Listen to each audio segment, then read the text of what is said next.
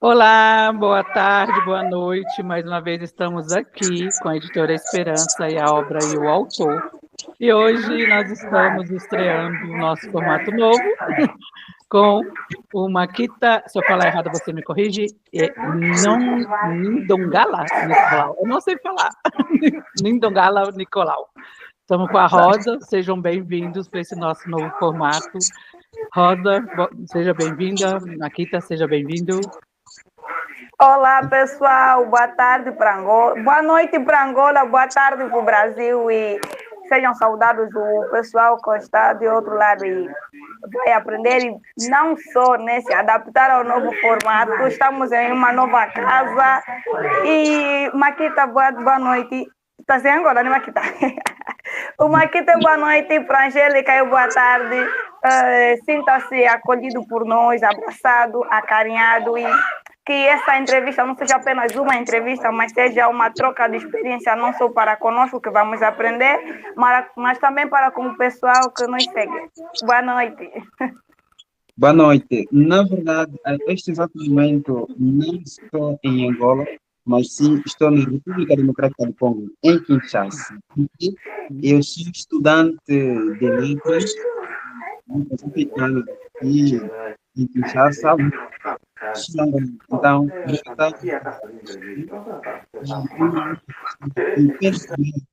e a primeira pessoa ainda neste espaço, com esta nova casa, então sinto-me totalmente, ou seja, sinto-me totalmente agradecido, né? E sintam-se todos saudados. Obrigado.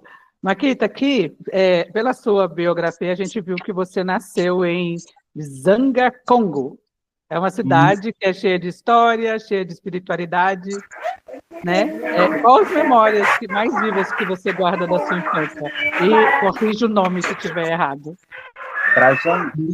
Rosa, só vou silenciar aqui um pouquinho. Obrigada. Ancestral por onde passou, ou seja, por onde era cidade capital do antigo Reino do Congo. Então, eu nasci por aí, nessa cidade ancestral. Legal isso, né? Eu gosto tanto da história, quando as pessoas são envolvidas dentro da história, querendo ou não, a gente está dentro da história, né? E em qual momento da sua vida, foi muito cedo que você percebeu que você tinha essa sede de conhecimento? Bom, na verdade, sim. Desde a ter a idade, quando eu fui tão mais novo, eu sempre fui criado pelos meus avós. Então, o meu avô era pastor e, ao mesmo tempo, professor. Então, aquilo era uma obrigação a gente ler em casa, gravar os textos na mente e éramos totalmente obrigados também a reproduzir um pouquinho. Então, eu comecei a escrever o primeiro livro que eu tentava de escrever, aquilo é de tentar, porque depois de nascer em Banza, Congo, eu tive que voltar na República Democrática do Congo, é lá onde eu fiz o ensino primário até 2010, quando houve o processo de tirar todos os angolanos que estavam na República Democrática do Congo para Angola. Então, regressava em Angola em 2010 e fui dando a sequência. Então, quando comecei a me familiarizar com português, então eu logo comecei a escrever O Segredo que Pode Mudar a Sua Vida. Esta é a primeira obra que eu comecei a escrever. Feliz ou infelizmente, não cheguei a publicar. Mas desde que eu fui tão mais novo, a gente já tinha esta veia e o gosto pela leitura. Interessante, né, Rosa? Muito, Rosa? muito interessante, porque, olha, eu tive a ideia, ainda fiquei com a ideia de que eu estivesse em Angola. E saber que estás em um outro país, que é um país vizinho, desde já. Angélica, a República Democrática do Congo é próximo de Angola, se assim eu posso dizer. É um país vizinho e temos um laço não só político, não só diplomático, mas uma amizade por causa das culturas que são meio que parecidas. Eu queria saber como é que é ser professor e escritor, como é que é trabalhar com crianças principalmente e passar a ideia da literatura, passar a ideia de que o pessoal precisa ler, porque nós sabemos que em África, ou principalmente nos nossos países, a literatura não é algo que os pais assim tenham como objetivo para crianças. Como é que é ensinar as crianças a ler ou a gostar de livros? Olha, na verdade, tem sido uma luta muito forte, porque as pessoas têm esta fobia, não gostam de ler, principalmente as camadas juveninas. E eu me sinto um pouquinho desviado, porque eu sou professor e leciono matemática. Formei-me em matemática e física e tenho licenciatura em matemática. Agora, sendo professor de letras, já é uma disciplina em que muitos odeiam. Mas agora, como é que vou ter que incentivar estas crianças a terem o gosto pela leitura? Então, eu cada dia, quando vou na sala de aula, eu sempre trago uma sugestão de um livro para os meus alunos.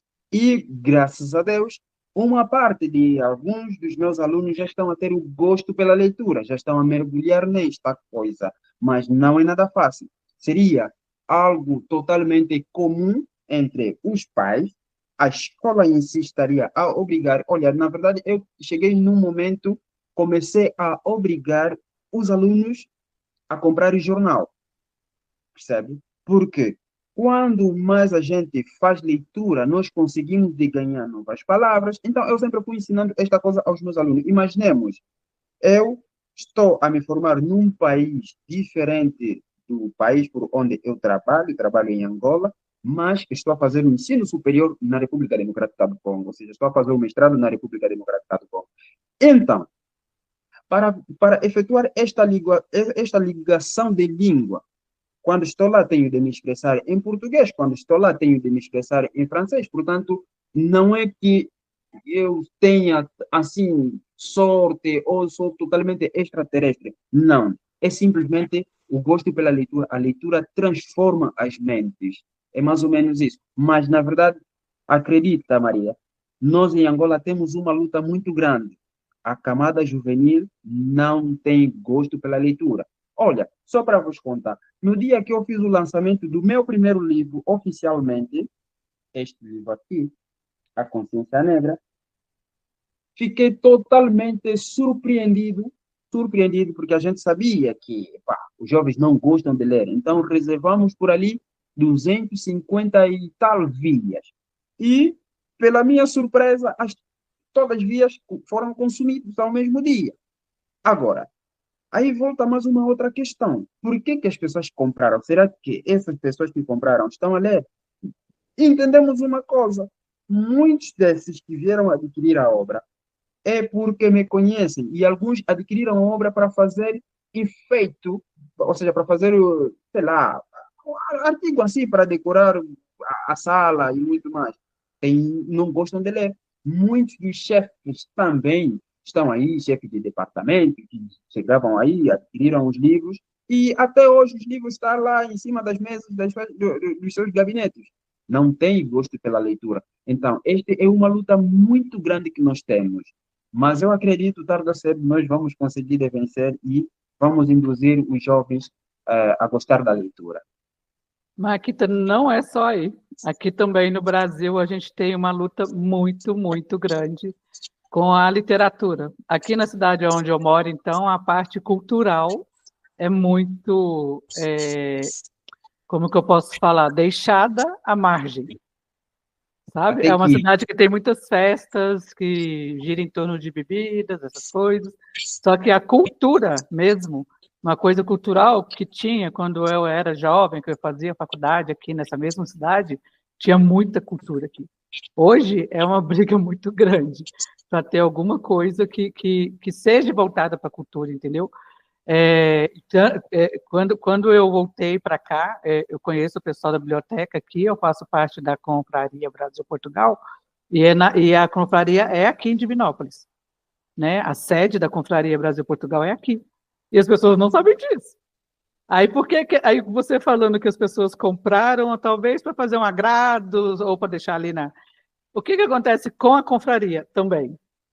As pessoas, quando precisam de um visto para entrar em Portugal, elas precisam participar de uma confraria. Aí elas entram na confraria. Consegue o visto, nunca mais aparece. É interessante, né? E quando eu voltei, Aproveite. o rapaz da biblioteca falou: você vai voltar a fazer projetos? Falei, depende, não tenho nada em mente ainda. Porque é difícil, é E, o que você falou. e eu estou a lutar tanto. Imagine a cidade ancestral de Mbanza Congo. Até este exato momento não tem nenhuma biblioteca. Oh, Praticamente é só no ensino superior estatal tem uma biblioteca, mas o maior erro que aí está, a maior parte dos livros que estão lá está totalmente em espanhol, porque quando abriram essa zona acadêmica, a região norte, em Banza Congo, os docentes foram cubanos, os primeiros docentes. Hoje já temos alguns docentes angolanos. Então, os cubanos abasteceram a biblioteca da instituição com livros praticamente em espanhol. Então, a biblioteca que nós tínhamos em renome Quimpa Vita, acredito, Maria já ouviu falar da nossa heroína Quimpa Vita, então, foi totalmente vandalizada. Imagine as portas e as janelas sumiram de uma noite para o dia seguinte. Pronto, vandalizaram aquilo. E até este exato momento nós não temos nem sequer uma biblioteca. Então, eu estou a lutar e já consegui um espaço para montar uma biblioteca comunitária, por onde a gente vai fazer exposição de livros e que a leitura vai ser grátis. Para já, nas poucas vezes quando estou lá em Angola ou em Banza Congo, a gente tem dado aulas grátis. A gente dá aulas de francês, a gente dá aulas de mandombe. Só para ter uma ideia, Rosa, mandombe é a grafia original de Kikongo, sabe? A grafia original, sei lá, se eu tenho aqui uma pequena ilustração, infelizmente. A gente precisa da ignorância, porque antes da colonização, para conhecermos hoje o abecedário que temos, A, B, C, D e sucessivamente, os nossos ancestrais, ou seja, o homem negro, ou je ne sais pas comment je peux dire ça, sim, o homem Mukongo tinha uma forma em que ele escrevia, conforme, ou seja, tinha uma forma totalmente especial. Suponhamos, eu vou só escrever uma letra, assim, bom, pronto. Vou escrever um ponto grande para dar uma visão. Não sei se dá para ver. Dá para ver? Pois. Esta aqui Dá é sim, uma dá. letra. Pois. Esta aqui é uma letra que simboliza o mandombe, que é a grafia original para os negros. Então, logo após a colonização, nos trouxeram o abecedário que nós usamos hoje. Então, nós temos que emancipar esta coisa para não cair em desuso.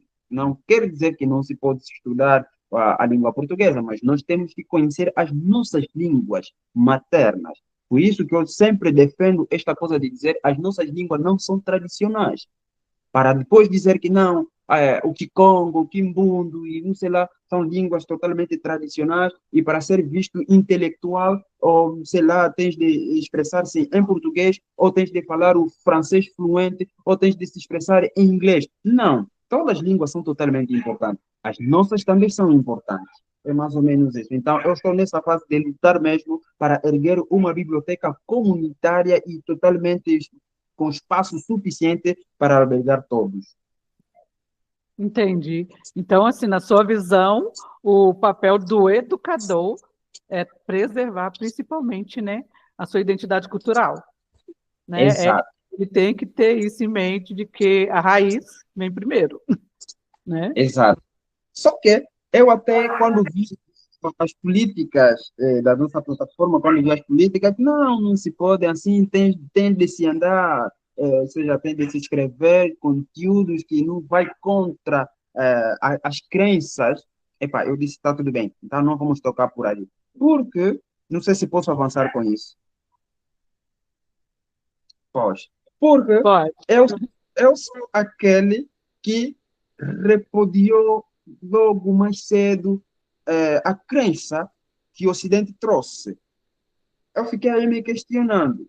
Mas, sinceramente, para dizer que para ser salvo, nós só temos de estar, ou seja, só temos de nos sentir salvos quando acreditamos que Jesus é o nosso Salvador e ele morreu na cruz para nos salvar nós. Mas, finalmente, antes da chegada da Bíblia, porque até que a Bíblia chegou em África por processo da colonização, por onde as pessoas eram forçadas a acreditarem na Bíblia, se não acreditarem, eram matados. Mas, finalmente, se Deus é todo-poderoso, não havia uma outra forma de fazer entender aos povos a sua grandiosidade, só tinha que ser por meio de uma colonização, torturar e matar vidas. Ponto de interrogação.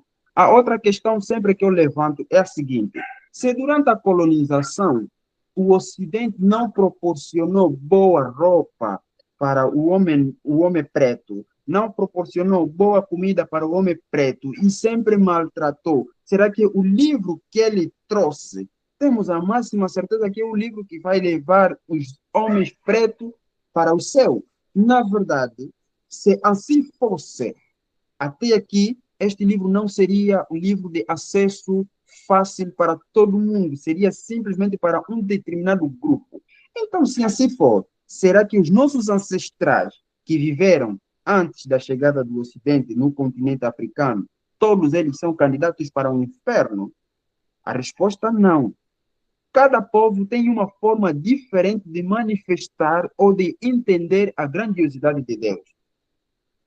Por exemplo, tem um povo que acredita em Jesus, tem um povo que acredita em budismo, tem um povo que acredita, por sua vez, por o profeta Maomé. Mas agora, qual é a forma em que os africanos devem manifestar e glorificar ao seu Deus? É só em África por onde vivemos essa confusão, em que você encontra um africano é muçulmano, você encontra um africano é cristão, você encontra um africano é budista, coisas assim. Quer dizer, nós vivemos essa confusão.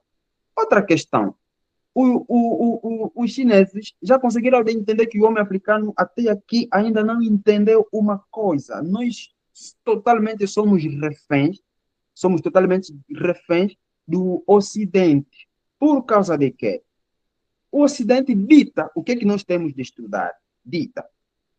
E isso aconteceu aqui na República Democrática do Congo, na Academia de Ciências de Saúde. Um jovem conseguiu inventar um antídoto que é capaz de ministrar no ser humano ao ponto de não contrair a malária por mais de 50 anos. Resultado disso, a Organização Mundial da Saúde não quer aceitar isso, mas não tem efeitos colaterais. É para salvar vidas. Mas por que a Organização Mundial da Saúde não quer aceitar este antídoto? Por ser homem preto. Resultado disso, o jovem já sumiu. Ninguém já sabe onde está. E isso já está estampado nas nossas mentes, a maior probabilidade que o jovem esteja já morto. De igual modo, na época do Covid-19, em Madagascar criou-se um antídoto que é capaz de combater a Covid.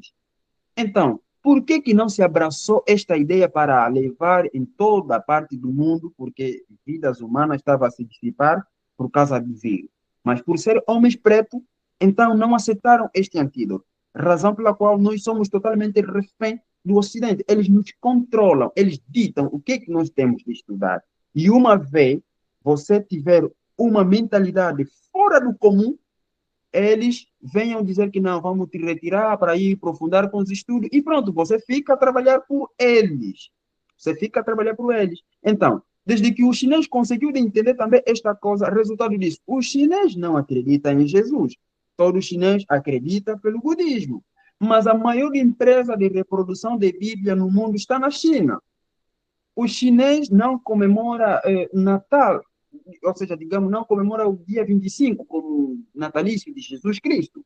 Mas a maior empresa de reprodução de árvores de Natal está onde? Na China. Então, eles fazem deste meio um comércio para enriquecer a eles mesmos. Então, quando comecei a pensar estas coisas, então, eu comecei a ler grandes autores. Eu li o Teofilo Obenga, eu li Nemwanda Nsemi, e dali eu comecei a perceber pouco a pouco. Para já eu li a pilhagem roubada, eu li, eu li o Caibalho, onde eu pude entender princípios hermenêuticos. Então, eu tento de dar no duro para escrever um pouquinho a realidade, e o homem africano tem de se sentir totalmente homem livre.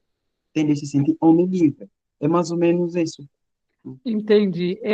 O que significa? Isso cai dentro do seu ativismo? Porque eu vi na sua biografia que você atua, eu vou falar do jeito que eu li, né? MEA no Ietu, é assim? Isso. E É, ajudes. ah, Isso eu, é política e social. eu presto minha voz ao movimento dos estudantes MEIA, movimento dos estudantes angolanos, Muitos e para estudantes. defender o direito dos estudantes. Muitas das vezes, alguns estudantes vão nas academias, não sabem dos seus direitos nem dos seus deveres. Então, quando nós notarmos que os direitos dos estudantes estão a ser totalmente boicotados, então nós vamos dar frente a frente para resolver a situação. Temos estudantes em Angola, nem que seja em Angola, como aqui na República Democrática do Congo, estudantes totalmente brilhantes, mas mais que a palavra brilhante. Mas o facto, talvez, de não ter a capacidade financeira, essas pessoas não conseguem avançar. Então, nós lutamos para resgatar estas coisas quando nós notarmos que algum direito dos estudantes está a ser totalmente violado. E, ao mesmo tempo, eu presto a voz também ao Yeto Muyeto. Yeto Muyeto quer dizer nós por nós. Nós por nós. Então, nós falamos de Yeto Muyeto, se é nós por nós, então por que eu tenho que maltratar o outro? Por quê? O facto de eu ser preto, eu não posso maltratar quem é que nasce na República Democrática do Congo. Hein? Aí criou-se uma organização por ali de 20 e tal países, sei lá, União Europeia, que você, quando está em Portugal, pode muito bem entrar na França, pode muito bem entrar não sei lá onde. Então, ali a União faz a força. Mas para nós, em África, é dividir para melhor roubar. O africano maltrata o seu irmão africano. Hein? Não se pode aceitar, não se pode aceitar um congolês quando tenta de frequentar o espaço de Angola, é visto, sei lá, como se fosse que tipo de estrangeiro. Mas, se tiver a pele branca, um ocidente, sei lá, então é visto totalmente, quer dizer, é algo que já cresceu conosco. Eu também cresci com esta coisa quando eu era tão novo. Uma vez eu estou ao lado de um homem branco, eu me sentia totalmente inferiorizado. Nós achávamos que o homem branco era totalmente super. Então, nós temos que saber esta coisa. Então, somos entre nós. É Yeto Muyeto. Somos todos nós juntos. Então, presto também a voz ao Ajudez. Então, quando eu falo de Ajudez, é mesmo uma organização que está a lutar para o desenvolvimento do Zaire. A província do Zaire, em particular o município de Mbanza Congo, onde era o capital de antigo reino. Estamos totalmente atrasados, muito atrasados. Então, é por isso, estou a lutar, eu dar a minha contribuição de uma forma singular, proporcionar um espaço que vai dar a leitura grátis para todo qualquer um que quiser efetuar a leitura. Então, eu vou ter de montar uma biblioteca comunitária para todos. No caso, Maquita, você deve ter sofrido alguma resistência, né? Porque, querendo ou não, quando a gente coloca-se na frente, né, Rosa? Que coloca tem um ditado aqui no Brasil que fala que árvore que está na rua é que leva pedrada. Né? Então, é aquela árvore que está mostrando ali, é a que dá mais fruta, é a que está na rua e leva mais pedrada. E é como a gente faz, quando a gente se posiciona, né? Em defesa, igual eu me posiciono em defesa da literatura, sempre falo em literatura, sempre falei desde que meus 10 anos de idade. Né? Sempre brigando, e a gente sempre sendo criticado, porque isso daí não é só aí não, viu? Aqui também está bem assim, mais ou menos nessa linha que você está falando aí, das pessoas discriminarem, das pessoas falar que a gente... Você falou de literatura, você é nerd, graças a Deus eu sou nerd, né? Então, isso tem uma resistência, às vezes a gente é até agredido. Rosa ri. Eu sou nerd, de boca cheia eu falo, sou totalmente nerd. Não estou nem aí se as pessoas gostam ou não gostam, não é? E é assim, e eu sofro resistência. Você também deve sofrer alguma resistência, né? Algum atrito, alguma coisa. Como que você lida com isso? É muito difícil. Nós vivemos num país, praticamente Angola, por onde a política fala mais alto.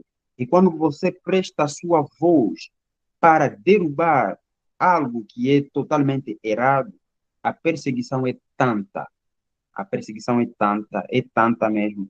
Mas nós não nos calamos. E eu acredito que os ancestrais nos guiam. E se nós estamos a lutar por uma causa justa, tarde ou cedo triunfará. Então, por mais que haja essas dificuldades, muito, olha, eu já escapei de perder o emprego.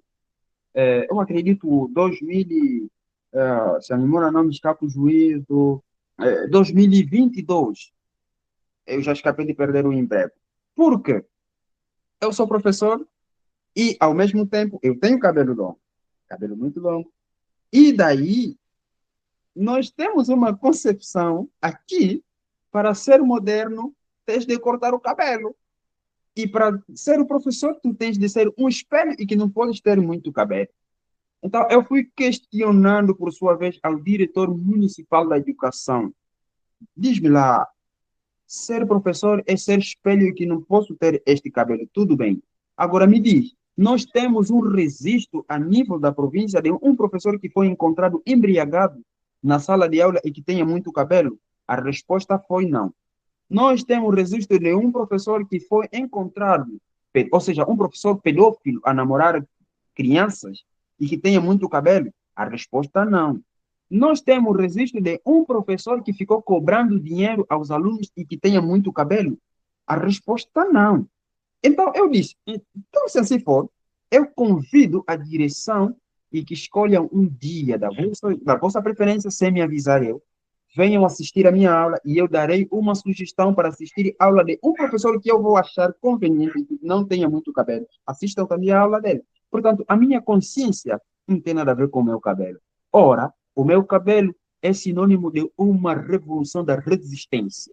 Então, eu conservo isto e procuro fazer bem as minhas atribuições para não ultrapassarem com palavras que, viste, tem muito cabelo, assado cozido, coisas assim. Então, é meio complicado o país por onde nós vivemos. Então, o bom é que eu prefiro estar totalmente neutro, sem apoiar as causas partidárias e fazer bem as minhas atribuições como professor. É mais ou menos assim. Ainda na senda do nós por nós, tem algum autor, algum escritor, alguma figura africana que tenha servido de inspiração que para se tornar um pan-africanista, se nós podemos ser pan-africanista e um escritor e professor de excelência? Sim, exatamente, tenho. Eu não canso de repetir o nome do Nemwanda Nsemi. A Maria, eu acredito, nunca ouviu falar do Nemwanda Nsemi. Nemwanda Nsemi é um senhor congolês e que até ali seja leve, perdeu a vida ano passado, certo? Faleceu ano passado. É totalmente guia para homem preto. Escreveu muitos livros em que todos nós hoje carregamos aquela concepção de que homem negro, talvez, quer dizer, os termos em que o Ocidente levou-nos de feticismo, quer dizer, termos assim, ele foi explanando totalmente. E eu vou deixar uma sugestão da leitura. Acredito, eu tenho alguns livros em PDF, por onde ele fala Kindokinki, quer dizer, o feitiço é o quê? O Ocidente nos levou um termo de dizer feitiço e que todos nós odiamos ouvir que não, Rosa, você é feiticeira, todo mundo vai dizer que, então vamos ter que fugir. Se dizer que a Maria é feiticeira, todo mundo vai. Então, ele explicou totalmente e deixou tão claro. Então, eu gosto muito de ler as obras dele. E também gosto de ler as obras do Ulisses Tavares, é um moçambicano. Gosto muito. Yeah. Pode continuar, Rosa. Olha, estava aqui a achar que a Angélica, a minha colega de painel, poderia ter alguma outra pergunta. Angélica, nós temos uma grande dificuldade em separar o inteligente de um homem negro com cabelo grande. O que o nosso convidado estava aqui a falar é pura verdade. É um dos problemas que mais lutamos com ele, não só a nível de Angola, mas a nível do continente todo. Por quê? Porque para nós, os africanos, um homem só é considerado inteligente e digno de andar na sociedade se tiver o cabelo cortado, se usar as roupas do Oriente e do Ocidente. E muitas das vezes, quando aparece com roupas africanas e um cabelo assim meio que grande, mas bem na regra, bem no corte perfeito e limpo, muitas vezes é desvalorizado. Já tivemos casos, inclusive cá em Angola, em que muitos professores tiveram que deixar de dar aulas porque tinham um cabelo grande e era um mau exemplo para os alunos. Agora, ao nosso convidado, qual foi o momento em que Dade é que decidiu e viu que tinha como é que eu posso dizer? Com que idade é que viu que tinha potencial para ser um escritor? Não ativista, né? Porque ativista nós vamos falar com o passar da conversa, mas com que idade é que decidiu que queria ser um escritor?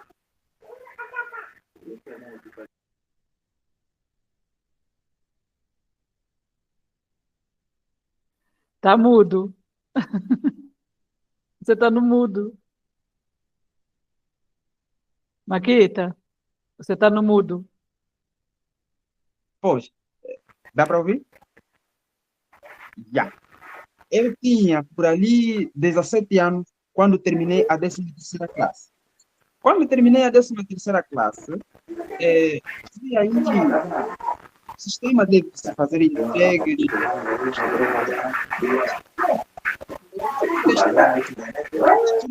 de estágio manuscrito, aquilo me levou a raciocinar muito, muito mesmo, a raciocinar muito.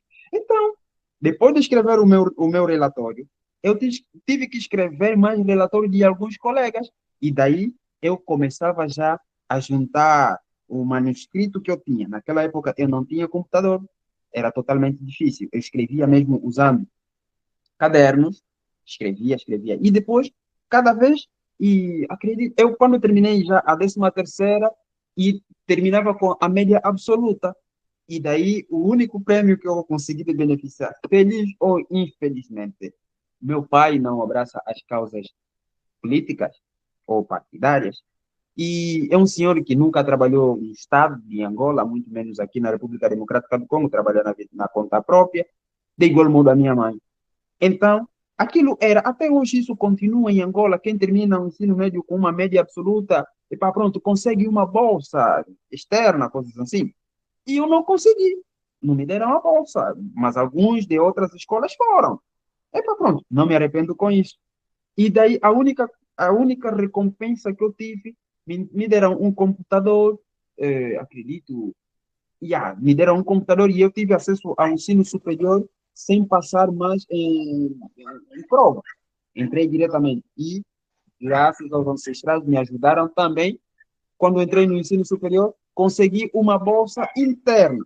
Isso fez com que eu tivesse, assim, os meus estudos, consegui pagar a internet, consegui ter um computador, e dali começava já a materializar o que eu escrevia, assim, em caderno, no computador. E até quando consegui já a finança, e pronto, consegui já de materializar, esta aqui é a primeira obra. E estou já a intencionar agora para lançar As Palavras de um Maluco.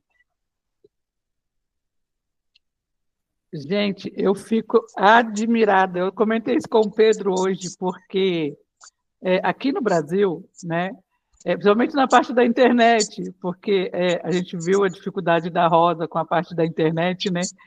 Porque para a gente aqui, por menos que você ganhe, né, todo mundo tem acesso à internet, né? E vocês ainda usam cartões. Eu falei com o Pedro, eu acho tão estranho, porque é uma realidade que eu não conheço, né?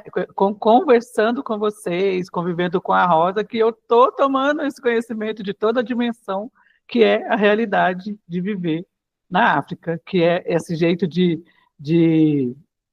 como é que eu posso falar? Essas facilidades, né, entre aspas, porque se a gente também não trabalhar, não tem, que a gente tem aqui, né?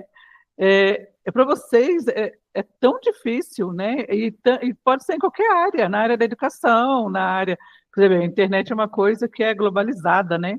Já deveria ser de fácil acesso para todo mundo.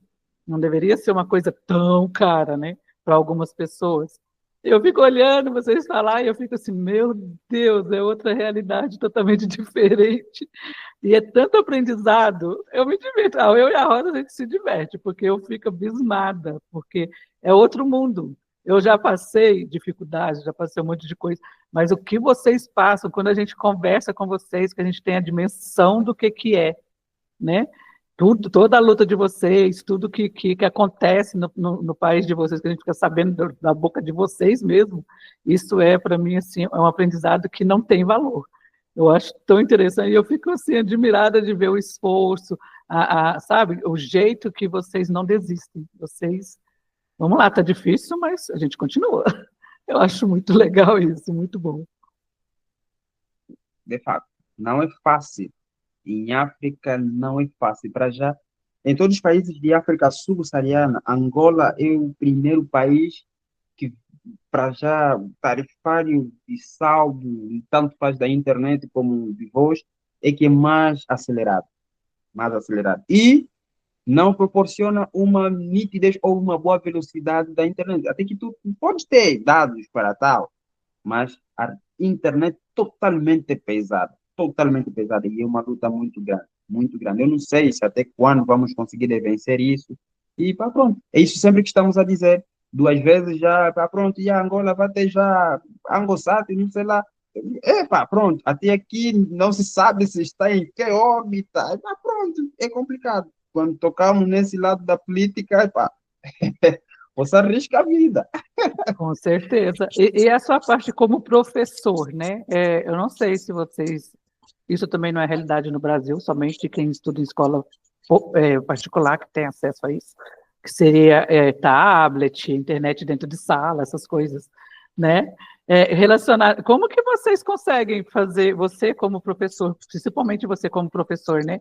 Como que trabalha toda essa globalização com os alunos sem ter a globalização em mãos?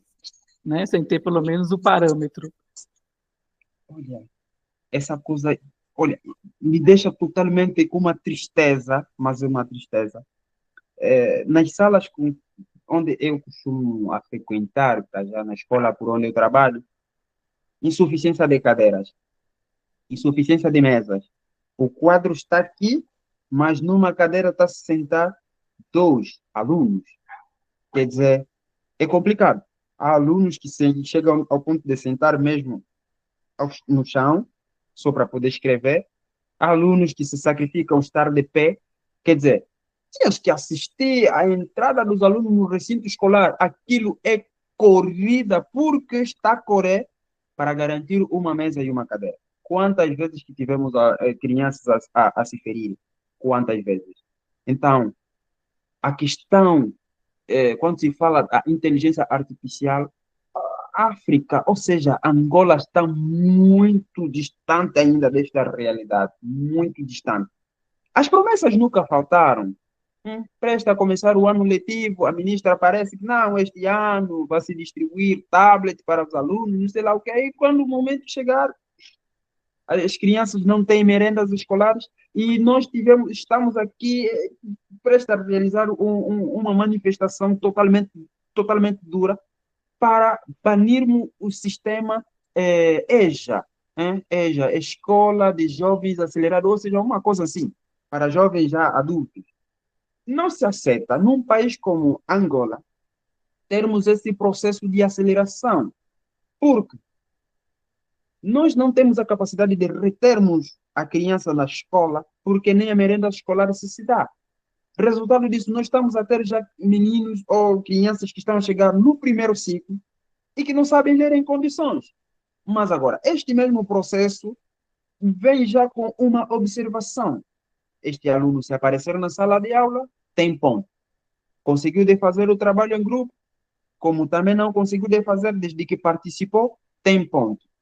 E no final de tudo, esta criança não pode reprovar. Isso está patente. Saber ler como não, deve aprovar. Então, o que é que nós estamos a notar? Estamos a ter um grupo de jovens que estão sempre a serem empurrados noutro ciclo de aprendizagem e que não têm ainda a capacidade de raciocinar, não sabem escrever nem ler em condições. Então, fruto disso, o que é que vai acontecer? Dentro de 3 ou 4, 5 anos, nós teremos um grupo de jovens com papéis dito que terminaram o ciclo formativo, mas não terão a capacidade de defender os seus direitos, porque tudo que vai aparecer à frente dessas pessoas vai ser sim, porque não sabe se defender. Então, nós não podemos ter ainda este processo, nós estamos muito longe. Esta aqui é a realidade de Portugal. Como é que acontece em Portugal? Em Portugal, onde tem este processo de aceleração para aqueles que já têm idade tão avançada e que querem aprender, ficam na escola. A escola serve, ou seja, o Estado serve alguma coisa de comer para estas pessoas e saem no final do dia. E nós não temos essa capacidade. As crianças entram às 7 horas, 12 horas vão sair, venham mais amanhã, e nem biblioteca se temos nas escolas, e para já eu até digo que nós não temos escolas, mas sim temos salas de aulas. Nem biblioteca se tem, nem se tiver cantina, no sentido configurado, está escrito aí cantina, mas não funciona. Se funciona é porque vendem apenas bolinhos. E é muita coisa, é muita coisa. Então, nós estamos muito distante, mais que a palavra muito distante. Nós começamos a ver a informática praticamente na 11ª classe. 11ª classe, já no segundo ciclo, que se dá a informática. Mas também é informática totalmente básico. Quer dizer, aí o trabalho de ensinar como ligar o computador, como desligar o computador, como criar uma pasta, sei lá, quer dizer, e as pessoas terminam o ensino médio, técnico médio, mas não sabe digitar nem sequer um documento, muito menos se sabe formatar um documento. Mas, se pegarmos a realidade de outros países da Europa, das Américas e muito mais, as crianças começam já a lidar com a informática logo na terceira, quinta, e pronto. Então, essa realidade não está... Olha, eu não sei se é uma praga que o continente africano tem, se é muita má fé que os nossos dirigentes têm, pese embora os dirigentes tendem a mostrar má fé, tanto faz nas Américas como na Europa, mas nós parece pagamos o dobro de todo mundo. Nós, como africanos, pagamos. É complicado. Entendi. Você está falando e está passando um filme na minha cabeça. Eu sou pedagoga, tá? Sou formada em pedagogia. E eu parei de dar aula exatamente por causa do sistema engessado, que não deixa a gente ensinar as crianças a pensarem.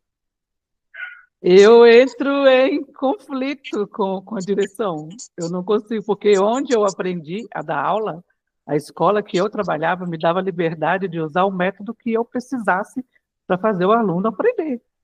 E eu tinha alunos, tinha dia que eu usava 5 métodos diferentes. Só que quando a gente vai para o público, que é o governo, que é essas coisas, a gente não tem isso. Aqui tá.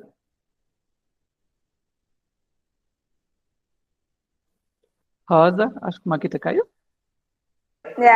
Acredito que caiu. Caiu não, Já voltou.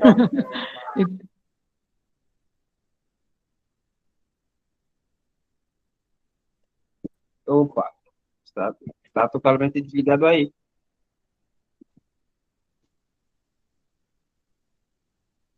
Consegue nos ver e ouvir? Desculpa, estou no mudo. Não é só você que ficou no mudo. Eu estava falando que você foi falando e foi passando um filme na minha cabeça de quando eu dava aula, né? Que a gente querer... Eu dou aula particular e às vezes eu tinha que ir na escola conversar com a professora porque ela não aceitava o método que eu ensinava para o aluno, matemática.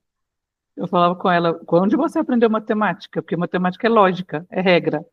Se você não usar a regra, e não existe uma regra só. Dependendo do que você está fazendo, você usa vários tipos de regra. Ela não aceitava. Falei, para de torturar os alunos, criatura. O meu aluno falava para mim assim, como é que com você eu aprendo em 15 minutos e na escola eu não aprendo? Eu falei, eu não estou, você não me paga para te torturar, querido. Você me paga para te ensinar. Ele aprendia em 15 minutos e o resto ele ia jogar com meus filhos. Era muito engraçado. Sabe assim? Porque é isso. A gente precisa de pessoas que façam essa nova geração pensar. Com a pandemia, quando as crianças tiveram que ir para casa, né, foi uma dificuldade gigante, porque perdemos muito com a pandemia na área educacional. Né? Pelo menos na minha visão, tá? Na minha visão, como pedagoga, é um retrocesso de 50 anos. Em 2 anos, tivemos um retrocesso de 50 anos, porque foram 2 anos em que as crianças não eram cobradas, em que as crianças passaram porque tinham que passar. Não poderia repetir as crianças de ano. Não tinha nem professor e o aluno passou de ano. É complicado quando a gente entra nessa. Por isso que, assim, eu amo ensinar, amo ensinar, mas eu tenho um método meu de ensinar e as escolas não aceitam, então eu prefiro sair fora do que bater de frente, né? Eu prefiro fazer, assim, com os meus alunos no particular, do que... porque eu só falando não adianta, né? As pessoas, eles seguem o sistema, tá bom, tá entrando dinheiro no meu bolso, só que eles não enxergam que daqui a, nem vai ser, não vou nem colocar 50 anos, vou colocar daqui a 10 anos, a gente vai ter uma geração de analfabetos. A gente vai ter uma geração que como é que eles falam? Alfabetos funcionais. Eles só sabem o básico, só assinar o nome, mas não sabe fazer, não sabe pensar, não sabe tomar decisão, não sabe se defender, não sabe quais são seus direitos, quais são seus deveres, não é? E aí você vai falando, eu fui vendo tudo isso, fui vendo tudo isso aparecendo na minha cabeça, e eu falei assim, gente, não está muito diferente daqui. Vamos voltar um pouquinho para o seu livro. Mostra a capa de novo, que eu esqueci o nome do livro. É desse jeito. Eu não guardo. A Consciência Negra. Ok. Quando que você lançou? E sobre o que fala o livro? Gente, eu preciso fazer uma pegada de todo mundo, porque para mandar para o Brasil é caro. Então, assim, eu conheço uma pessoa que vai vir, então ela vai juntar os livros tudo e trazer para mim. Fala para gente um pouquinho do seu livro. Eu farei exatamente isso. Olha, eu escrevi este livro, A Consciência Negra, eu exatamente levantei N questões, mais que a palavra N questões, para poder escrever isso. Então, a consciência negra é o que, em poucas palavras? A consciência negra é um tema intrinsecamente profundo e carregado de significados histórico e cultural. É mais do que uma simples reflexão. Está a ser audível? Ok. É mais do que uma simples reflexão sobre a história dos negros. É uma lente pela qual podemos examinar a luta contínua contra a discriminação racial e desigualdade social. Olha, nós sofremos por ser homens pretos, nós sofremos. Por mais que se diga que todos nós somos iguais, mas o racismo está sempre presente. E chega um determinado momento em que o racismo faz-se sentir até entre nós, como homens pretos. Nos discriminamos uns aos outros. Só porque eu não falo bem o português, é motivo de passar por bullying, muito mais. Mas nós, quando vemos um chinês nas nossas comunidades que não fala bem as nossas línguas, nós procuramos a entendê-lo, o que na verdade ele quer falar, mas nós ficamos a rir o outro preto e que esteja a falar de uma forma errada a língua, sei lá, o português, o inglês, o francês, e muito mais. E é complicado. Agora, é uma luta que tem moldado e continua a moldar sociedades em todo o mundo. Reconhecer, por sua vez, a importância dessa consciência é vital para promover a igualdade e o respeito mútuo entre todas as raças. Agora, este livro oferece uma análise abrangente e inspiradora sobre a consciência negra. Então, por sua vez, deste desafio, ou seja, eu acabo por trazer aqui um desafio para o leitor refletir profundamente e agir em direção a um mundo, por sua vez, mais justo e inclusivo. Então, este livro, que é A Consciência Negra, apenas ilumina a rica tapeçaria da história e cultura negra, mas também nos convida a uma profunda introspecção sobre nossas próprias crenças e preconceitos. Ele nos desafia, por sua vez, a construir uma sociedade mais equitativa e inclusiva, enquanto nos alerta sobre os perigos da perspectiva unilaterais e, por sua vez, divisivas. Então, eu tive que levantar, deixa-me só ver, eu tive que levantar questões aqui em que todos aqueles que já tiveram a oportunidade, eu acredito, Eu vou partilhar a versão PDF lá no grupo para quem quiser, pode muito bem ler. Eu escrevi na primeira secção, deixa-me só fazer a pequena leitura rapidamente. Eu escrevi, por sua vez, a origem humana.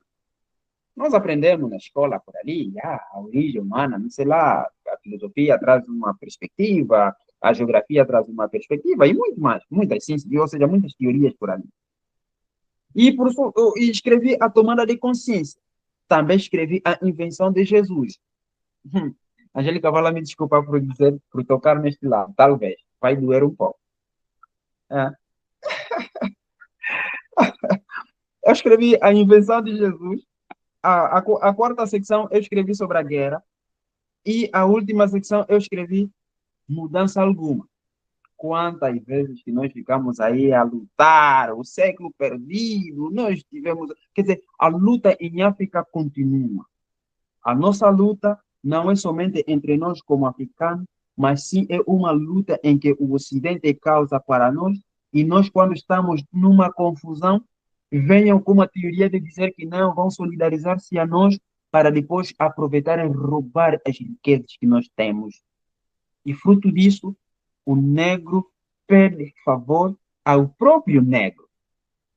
E nós estamos a ver, eu acompanhei uma pequena, sei lá, parece jornal Folha 8, de William Toné, que tem uma comunidade, parece são egípcios, uma coisa dessa.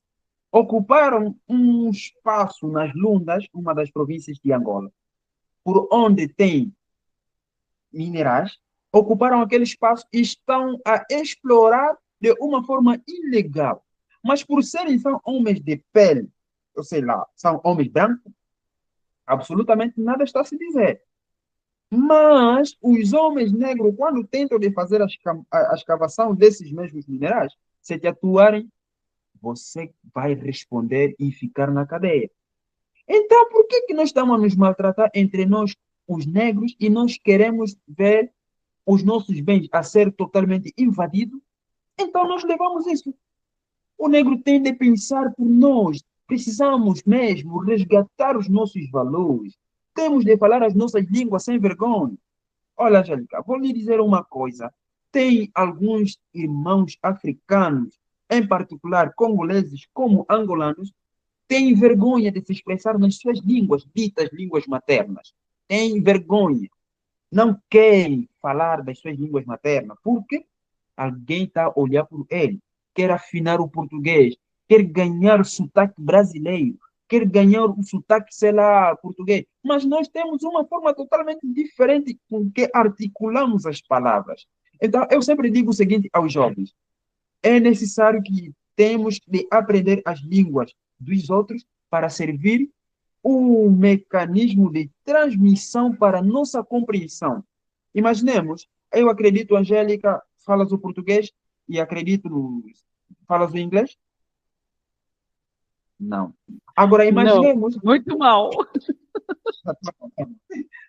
falas o francês? Não falo nada, você estava falando de francês, eu sou apaixonada com francês. Eu disse, ai, meu Deus, um dia eu aprendo.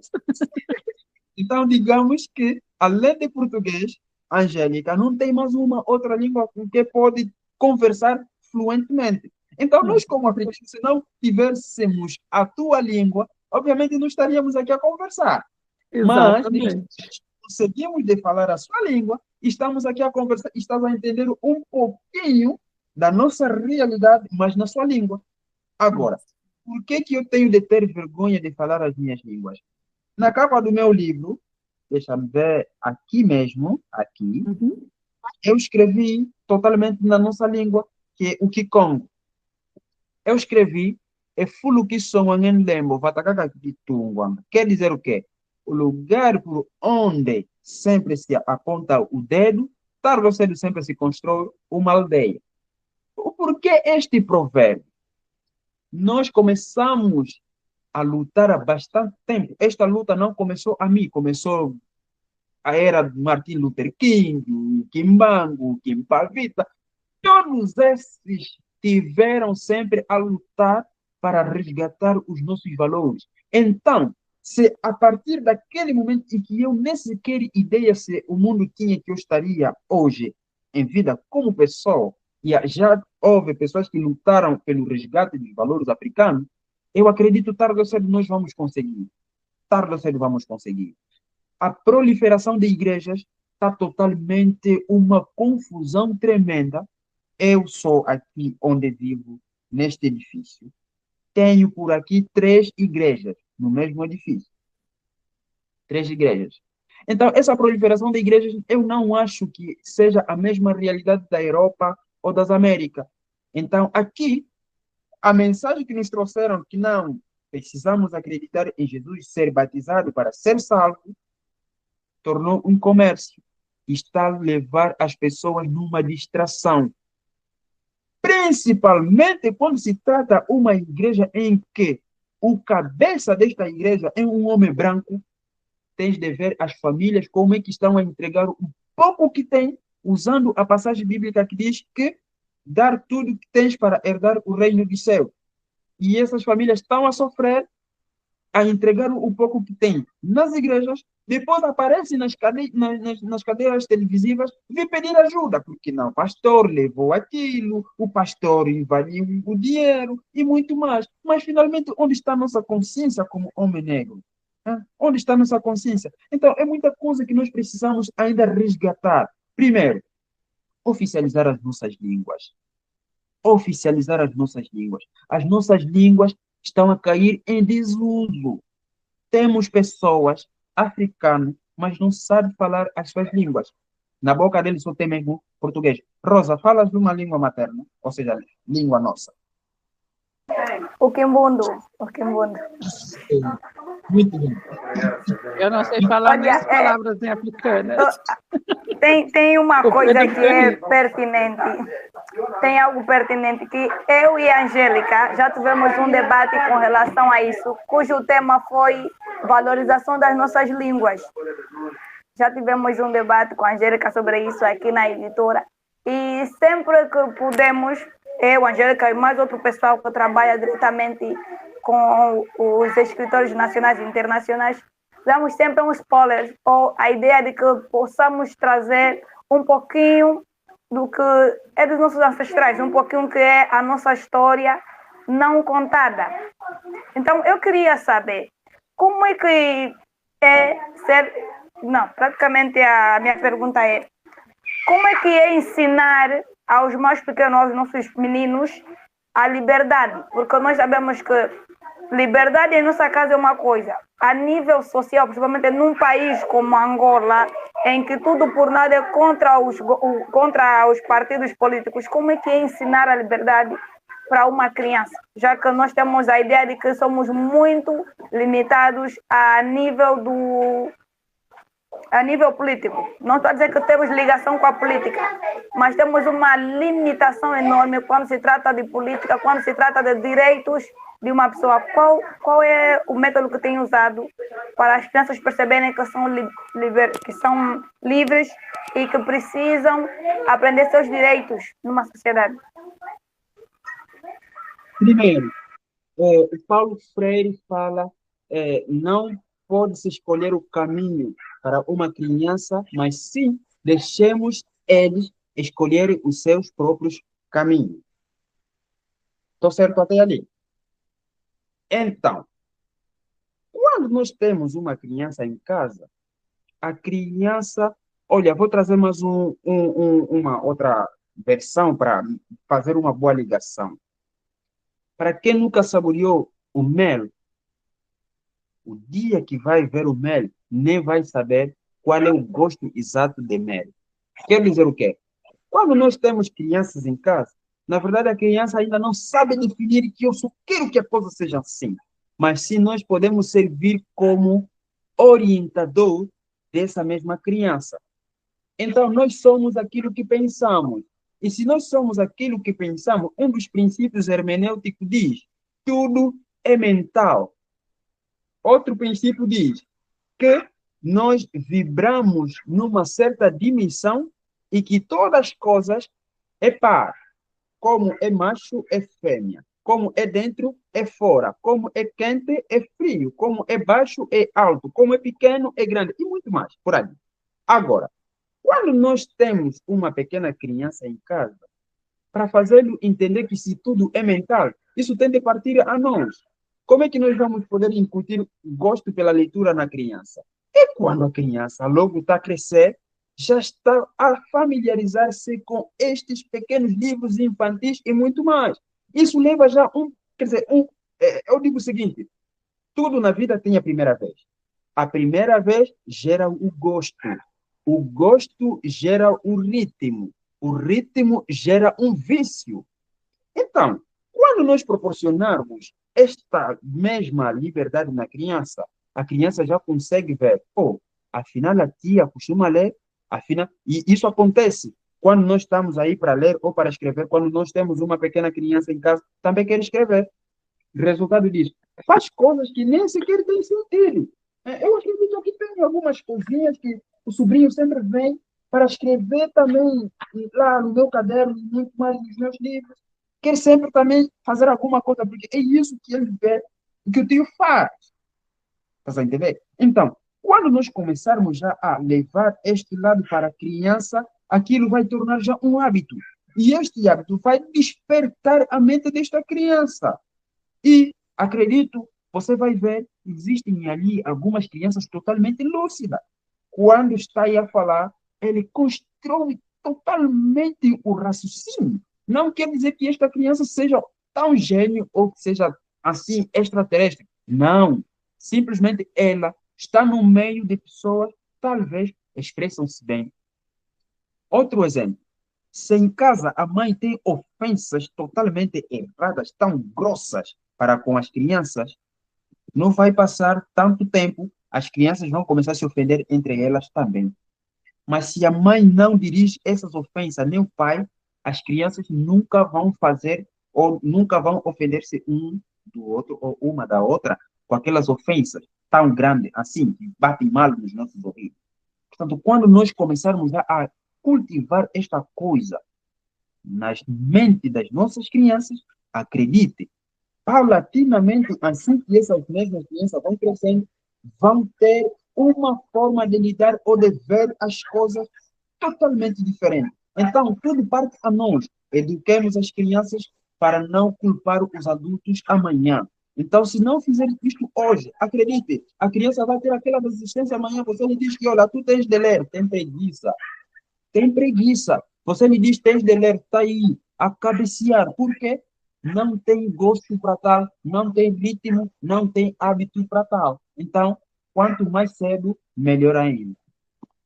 Muito bem. Infelizmente, o nosso tempo está acabando. A parte mais chata da live é quando acaba.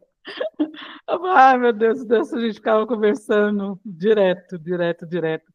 Eu amei a nossa entrevista e eu tenho, assim, uma última mensagem. Você tem 1 minuto para falar uma última mensagem. Qual que é uma mensagem que você deixaria para aqueles jovens que, por algum momento, eles não vê uma luz, né, no fim do túnel, ou que pensam em desistir, ou que acham que o que fazem não tem valor? Você deixaria qual mensagem para eles?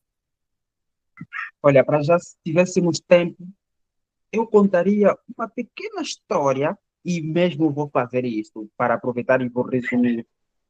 Para os jovens, não podem pensar que a vida é feita de mar de rosas. E eu digo, nesta vida não existe sorte, não existe dom. Nesta vida não existe. O que existe nesta vida é fogo. Resultado disso. Antigamente, os ratos sentiam-se injustiçados, porque o gato comia eles. Então, os ratos tiveram a necessidade de reunir-se para tomar uma decisão para que o gato deixasse de comê-los. E daí, eles pensavam qual tinha que ser a solução para que o gato deixasse de comer eles. Então, eles começavam a dizer, temos que procurar um sino, vamos pendurar ao pescoço do gato, para ver se cada vez que o gato vai começar a se aproximar de nós, nós vamos começar a ouvir a sineta e vamos se pôr em fuga. Levantavam mais outras questões. Como é que vamos fazer isso se o gato consegue sentir-nos, por mais que esteja adormitado? Consegue nos ver, por mais que não tenha luz do dia? Ninguém conseguiu dar resposta. Então começavam a se indicar.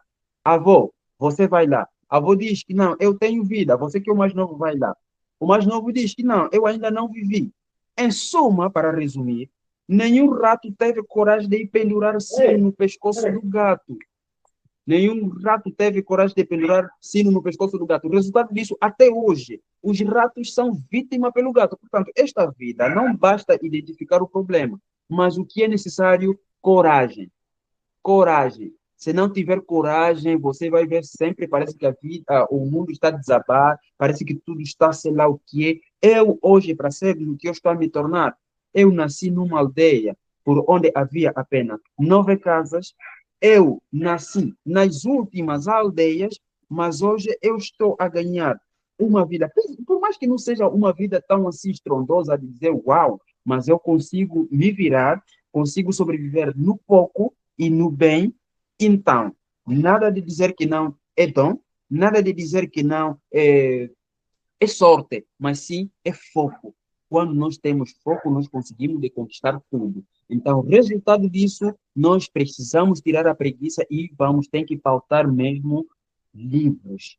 Com livros, nós vamos aprender muita coisa e nós vamos mudar as nossas mentes, a forma de pensar, a forma de ver as coisas e a forma de agir. Tenho dito. Muito bem. Rosa, suas últimas palavras. Olha, só me resta agradecer mesmo à Angélica, à editora e principalmente ao Maquita, porque foi uma experiência única. Eu aprendi muito. Dizem sempre que quem lê um livro nunca é a mesma pessoa, né? Mas quem ouve também coisas novas nunca é a mesma pessoa. Porque tem coisas que eu não tinha muita noção, mas eu sou africana e gosto de aprender. Ao ouvir-te, aprendi muito e tenho certeza que o pessoal da editora aí não só vai gostar de ver a nossa entrevista, vai gostar de te ouvir, tal como a Angélica diz sempre. É bom trocar experiência com os africanos. Eu digo sempre também, é bom trocar experiência com os brasileiros, porque tem uma outra coisa que não sabemos. Como dizem, ninguém sabe tudo. Então é isso. Eu só tenho mesmo a agradecer, porque eu aprendi muito e ficarei também desse lado à espera do dia que a gravação vai para o ar, porque eu vou ficar a ouvir de novo para aprender ainda mais. É isso aí, gente. Assim, eu só tenho a agradecer. Eu estou muito feliz de a gente estar iniciando essa nova fase do projeto com você. É a nossa primeira gravação nessa plataforma nova, né? Porque a gente estava até com medo, né, de começar a cair de novo, igual a outra estava caindo. Eu falei, ai, meu Deus, vai cair tudo de novo. Mas, graças a Deus, deu certo e foi assim... É uma aprendizagem que não tem valor, né? Não é que não tem valor, a gente não sabe expressar o valor, é assim que eu quis dizer. A gente não consegue colocar, dimensionar o quanto que isso vale na vida da gente, né? Eu sempre falo, eu bato nessa tecla com os escritores, que o que vocês têm, o que a gente oferece, a editora oferece, né? Esse momento de troca, esse momento de conversa. Gente, isso daqui nada paga isso, nada. Não é? Da gente poder trocar ideia, da gente poder trocar histórias, trocar vivências. Olha o quanto que a gente cresce como pessoa, a gente cresce como profissional, como escritor, né? Eu aprendo muito com as pessoas com quem eu convivo, com escrita, e eu terminei o meu livro... Rosa, até esqueci de te contar que meu livro nasceu, tá? O meu terceiro livro nasceu. Olha, tu tinhas me pedido para fazer... Tu me pediste para fazer a resenha, eu fiz, só que esqueci com o que aconteceu durante a semana cá em Luanda, esqueci completamente. Mas te vou enviar já. Eu ouvindo o Maquita falar, eu fiquei pensando assim, nossa, é mesmo, né? A gente tem que ter foco. Esse livro ficou parado 5 anos. Em 3 dias eu terminei ele. 115 páginas. Eu mesma fiquei chocada comigo. Na hora que eu coloquei a palavra fim, eu comecei a chorar. Eu falei, gente, o que foi isso? Foi assim, sabe aquela sensação assim, de missão cumprida? É o que você falou, a gente não pode desistir, por mais que as coisas estejam difíceis. E eu falei, aí eu tenho até a Thaís, que também está com a gente. A Thaís não consegue. Angélica, foca. Na hora que você colocar na sua cabeça que você vai escrever, você vai escrever. E não deu outra. Chorei até. Chorei horrores. E é isso que a gente passa, é essa vivência, é essa troca. E isso é muito legal. Eu só tenho te agradecer, te convido, tá? Para você participar do Café A Moda Esperança com algum tema que você queira. Tá bom? Eu gostei bastante e eu acho que a gente vai ter um café sensacional. Eu acho que vai ser bem legal. Tem que ser comigo. Eu acho assim Depois só tem que ser comigo. Vai ser muito interessante, porque a gente consegue fazer essa troca em cima de assuntos que ninguém quer falar, né? Aqueles assuntos que são polêmicos, né? E você falou da parte lá da espiritualidade. Eu sou muito espiritualizada, tá? Mas a minha religião é eu e Deus. Assim, sabe? Porque para mim, o que todas as pessoas que fizeram alguma diferença no mundo vieram ensinar foi amor. Nada mais do que isso, não é? Amor e respeito, e a partir do momento, se a sua visão não condiz com a minha, isso não me dá o direito de te desrespeitar, né? Eu tenho que aprender, assim como você aprende comigo. Tá? Assim como a minha visão, entendeu? Então, a minha espiritualidade, ela é bem aflorada, mas assim, dentro do que eu acredito. Dentro, sem ter paredes, porque Jesus Cristo não tinha paredes, Buda não tinha paredes, então, assim, é interessante isso, né? Eu não conheço, assim, a Thaís, ela é do candomblé, e ela me ensina algumas coisas da africana, né, que eu gosto bastante. Eu falei, eu não conhecia, então ela foi me ensinando, porque a gente, querendo ou não, é o que você falou, a gente não conhece e julga, não é? Então, assim, aí eu aprendi com a Thaís também a abrir a mente e começar a enxergar as coisas na raiz. Eu achei interessante, eu amei a entrevista, eu só quero te agradecer, e o convite está feito para o nosso café. E agora eu tenho que terminar, senão eles vão derrubar a gente. Esse foi mais a obra e o autor, com Maquita Nicolau, sensacional, foi um prazer. Rosa, como sempre, você brilhou. Eu e Rosa, a gente, assim, é uma coisa, assim, nós temos uma conexão muito boa e isso é muito legal, né? A gente consegue levar as entrevistas e tudo flui muito bem, eu gosto bastante. E eu só tenho a agradecer a vocês, gente. E aguardo vocês no dia que for publicado, porque é gravado, gente, só que quando a gente subir no canal, o Maquita vai estar presente, né, para responder as perguntas. Vocês podem fazer perguntas, vocês vão ouvir a entrevista e vão, à medida que vai ouvindo, é como se fosse ao vivo, né? E vai colocando lá as perguntas e ele vai respondendo na medida que ele conseguir, tá bom, Maquita? E é isso. Obrigado, gente. Uma boa tarde e até o próximo. Tchau. Rosa, eu vou te puxar lá e vamos bater um papo. Tá bem.